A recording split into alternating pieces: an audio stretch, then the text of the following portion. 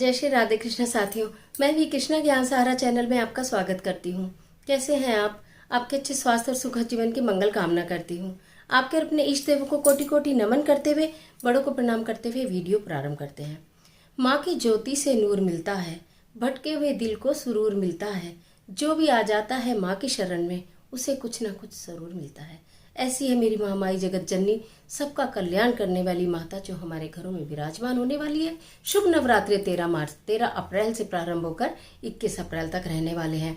इसी दिन से नव संवत्सर का शुभारंभ होता है, यानी हिंदू नववर्ष भी 13 अप्रैल से ही प्रारंभ हो रहा है। हिंदू नववर्ष की भी आप सभी को हार्दिक शुभकामनाएं। आज की वीडियो में अखंड ज्योत जलाने के ऐसे कौन से नियम हैं जिनका पालन करना अनिवार्य हो जाता है। यदि आप अपने घर में अखंड ज्योत जला रहे हैं तो उसमें भूल कर भी कुछ गलतियां ऐसी हैं जो आप कर ना देना, क्योंकि गलतियां कर देने से क्या होता है कि अनजाने में ही गलतियां हो जाती हैं।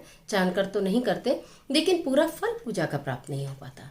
तो इसलिए हर एक वो चीज अभी बहुत पहले से मैंने आपको बतानी शुरू कर दी है कि हर वो एक चीज जो आपके लिए शुभ फलदायी है आपसे छूट ना जाए। तो अखंड ज्योति जलाने के क्या नियम हैं, किस प्रकार अखंड ज्योति जलाएं, उसमें हम ज्योत में ऐसी क्या दिव्य चीज डाल दें कि महामाई 24 घंटे प्रसन्न रहे जब आपके यहाँ ज्योत जल रही हो।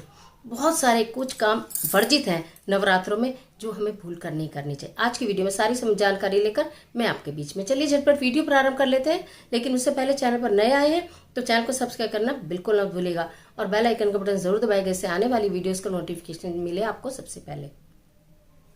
माता रानी की ज्योत, पहली बात तो अखंड ज्योत बनाई कैसे जाती है ये मैंने पहले वीडियो में दी हुई है, उसका लिंक डिस्क्रिप्शन बॉक्स में छोड़ दूंगी। आप चाहें तो देख सकते हैं कि अखंड ज्योति हम 1.25 की कैसे बनाएं कि वो हमारे पूरे 9 दिन जले और वो खंडित ना हो। दूसरी बात यह है कि अखंड ज्योति यदि आप अपने घर में जला रहे हैं तो उसके कुछ नियमों का पालन तो आपको करना पड़ेगा। अखंड ज्योति यानी माँ के स्वरूप को आप अपने घर में विराजमान कर रहे हैं। जब आपने कलश स्थापित कर लिया, फिर आपने ज्योत स्थापित कर ली, माँ स्वयं आपके घर में आके विराजमान हो गई, तो नियमों के तहत आपको रहना अत्यंत अनिवार्य है। माँ आपके घर में बैठी है, जो चाहे मांग लो, माँ से लाड करो, दुलार करो, प्यार करो, उनकी पूजा करो, पाठ करो, उनके सम्मुख बैठो थोड़ी देर। उसके बाद देखो क्या आपका परिवार में और आपके जीवन में परिवर्तन होता है। ज्योत जलाने के लिए सबसे पहले एक बात ध्यान रखिए कि जब भी आप सुबह और शाम की ज्योत जला रहे हैं तो भी, और यदि आपने घर में अखंड ज्योत बैठाई है तो भी, अखंड ज्योत जलाने के वैसे कुछ कठिन नियम भी हैं। यदि किसी घर में अखंड ज्योत जलाई जाती है तो जलाने वाले जातक को कभी भी पलंग पर नहीं सोना चाहिए, बिस्तर पर नहीं सोना चाहिए, पृथ्वी पर सोने का विधान है। ज्योत को अकेले न छोड़ा जाए, इस बात का भी विधान है। अगर आप ज्योत को अकेले छोड़कर कहीं जाते हैं तो वो फिर उसका अपमान माना जाता है। आप जब अखंड ज्योत जिस दिन जलाएं, थोड़ा सा उसमें इत्र और थोड़ा सा शहद डालें प्रतिदिन। जैसे आप ज्योत में घी डालते हैं तो सिर ढांप के डालते हैं, हमेशा आप दिन में हो सकता है 1 या 2 बार आपको उसमें घी डालना हो, तो आप हाथ मुंह धो के कुल्ला करके ही ज्योत के पास जाएंगे, तो तब आप उसमें, लेकिन इत्र और शहद जो मैंने बताया, जरा सा इत्र और जरा सा शहद प्रातः काल प्रतिदिन की पूजा करते समय अपनी ज्योत में जरूर डाल दीजिएगा। आप ये देखिए कि आपने अग्नि को क्या समर्पित किया।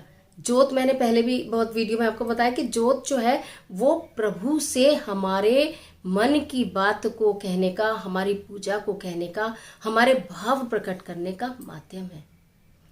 ज्योत भी हमें बताती है कि हमारी पूजा स्वीकार हुई है कि नहीं हुई है, सब कुछ बताती है ज्योत। तो उस ज्योत को आपने भोग लगाया, क्योंकि इत्र माँ को बेहद पसंद है, सुगंध माँ को बेहद पसंद है। तो जब वो ज्योति जलती रहेगी तो भीना भीनी सुगंध माँ के पास तक जाती रहेगी। और शहद की जो मिठास है वो माता रानी को बहुत प्रिय है। आप ये देखिए कि जब खुशबू और मिठास दोनों का संगम हो जाएगा तो आपके जीवन में कहाँ कमी रहेगी। तो ये 2 चीजें डालकर आपको ज्योत जलानी है। अखंड ज्योत का पूरा ध्यान रखना है, जहां तक हो सके भूमि शयन करें, और नहीं तो जहां ज्योत जली है वहां पर ही, चाहे आप गद्दा डाल के सोएं या कुछ भी, तो आप वहां पर सोने का प्रयत्न करें। ज्योत आपकी बुझनी नहीं चाहिए यदि उसके ऊपर पंखा चल रहा है। वैसे तो कहा यह जाता है कि ज्योत को ढक के भी नहीं रखना चाहिए, लेकिन कुछ आजकल वो कांच की चिमनी आती हैं, और कुछ जो मैंने पहले भी आपको दिखा रखा है उसमें सतिये बने होते हैं, ओम बने होते हैं, उनमें से लो बाहर निकलती रहती है प्रकाश। कई बार जो, अब मान लो एक ही रूम है तो उसमें फैन के बिना तो नहीं रह सकते हैं, ये मौसम ऐसा होता है, तो तब आप उसको उस कंडीशन में ढक सकते हैं, लेकिन आपकी ज्योत बुझे ना। 1% यदि आपकी ज्योत बुझ जाती है तो बिल्कुल मन में मलाल ना करें, चिंता ना करें, परेशान ना हो। ज्योत बुझ गई, कोई बात नहीं, कोई और कारण हो सकते हैं। माता रानी से माफ़ी मांगिएगा और सिर ढांक के फिर आप, मैंने चिमटी, एक चिमटी होती है वो आप रखिए ज्योत के पास, उससे ज्योत को हटाइए। उसके ऊपर थोड़ा सा फूल आ जाता है, उसको आप हटाते रहिएगा प्रतिदिन, तो आपकी ज्योत कभी खंडित नहीं होगी। 1% बुझ भी गई, बिल्कुल डरिए घबराइएगा नहीं, वहां से ज्योत अपनी हटाइएगा नहीं। जो दैनिक एक और पूजा करने के लिए आपने दीपक जलाया, जैसे आरती करने के लिए दीपक जलाते हैं ना, जो अखंड ज्योत जलाई है उसे तो नहीं उठाते ना, दूसरा दीपक जलाते हैं माता रानी की आरती करने के लिए। तो आपने जो दीपक माता रानी की आरती करने के लिए जलाया है, उस दीपक से उस ज्योत को जला लीजिए बिना परेशान हुए, बस। तो फिर आपकी वो ज्योत जलती रहेगी। और उसका पूरा का पूरा आप ध्यान रखिए, शाम के समय कपूर और लौंग से आरती करना और पूरे घर में घुमाना तो बिल्कुल मत भूलिएगा। ये ऐसी चीजें जो मैं आपको बता रही हूँ, ये दैनिक पूजा में आप करते हैं तो बहुत अच्छी बात है, और अगर नहीं करते हैं तो नवरात्रों में अवश्य ही शामिल कर लें। माता की पूजा में आपको अच्छी तरह से पता है कि माँ को लाल रंग पसंद है, हरा पीले पहने, पीला पहने, मैंने पहले भी बता दिया है। सुहागन है तो सुहाग के चीज़ों को धारण करके माता रानी की पूजा करें, सिर ढक कर पूजा करें, लेकिन काले कपड़े कदापि ना पहने। काले कपड़े आपको माता की पूजा में नहीं पहनने हैं। आप लोगों को, जो जेंट्स हैं, मेरे भाई हैं, चमड़े की बेल्ट लगाकर पूजा वैसे आप पहनिए, लेकिन जब आप पूजा में बैठते हैं तो आप चमड़े की बेल्ट को नहीं लगाएंगे। कोशिश करिए कि नवरात्रों के 9 दिन में बाल न कटवाए जाएं, और ये भी कोशिश करिएगा कि आप बाल भी नहीं कटवाएं, आप बेल्ट नहीं पहने, काले कपड़े नहीं पहने, घर का ताला लगाकर ना जाएं। अगर कहीं बहुत ज़रूरी कि आप, मैं तो अकेली रहती हूँ, मैं वर्किंग हूँ, मैंने व्रत भी नो रखे हैं, तो मैं क्या करूँ, तो आप एक काम कर सकते हैं। ये रोज ऐसे तो नहीं करेंगे, यदि आप पूरे 9 व्रत रख के और पूरे 9 व्रत में ताला लगाकर माता रानी को बिठाकर चले जाएंगे, तो फिर आप सुबह शाम की ज्योत जलाइए, अखंड ज्योत मत जलाइए।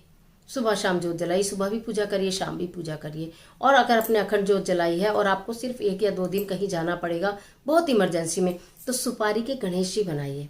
सुपारी जो पूजा में हम यूज़ करते हैं, उसके ऊपर एक कलावा लपेट लेते हैं और उनमें हम गणपति भगवान को देखते हैं। उनको आप अपने दरवाजे पर बिठा के जाइए, माता रानी अंदर हैं, आप रक्षा करें। पहरेदार बनाकर जाइए और आइए और उनका धन्यवाद कीजिए और उनको उठा के अपने घर के अंदर लेकर जाइए। ये एक ऑप्शन है। वैसे कोशिश करिएगा आपके घर में ताला ना लगे। सात्विक भोजन आप ग्रहण करेंगे ही, यदि मैंने पहले बताया अगर आपके घर में सात्विक भोजन कोई नहीं खा सकता है तो फिर आप अखंड ज्योत नहीं जलाएं। और ये सारा करने के बाद आप अपने तन से, मन से पवित्र रहिएगा। अगर दोनों पति पत्नी व्रत रखते हैं तो आप रखते ही हैं, समझते ही हैं, और अगर केवल पति रख रहे हैं या केवल पत्नी रख रही है तो भी इन नियमों का पालन कर लेगा। तो ये कुछ ऐसे कार्य हैं जो माता रानी के व्रत में भूले से भी हमें नहीं करने हैं। इन चीज़ों का पूरा ध्यान रखना है। अपने मन से, कर्म से किसी की बुराई ना करें, निंदा ना करें, केवल अपने भले के बारे में सोचें। किसी के बुरे के बारे में तो दूर से दूर सोचिए ही मत। किसको क्या देना है वो ईश्वर का काम है। अच्छा करेगा अच्छा पाएगा, बुरा करेगा बुरा पाएगा। उसका जजमेंट करने का हमारा कोई अधिकार नहीं है।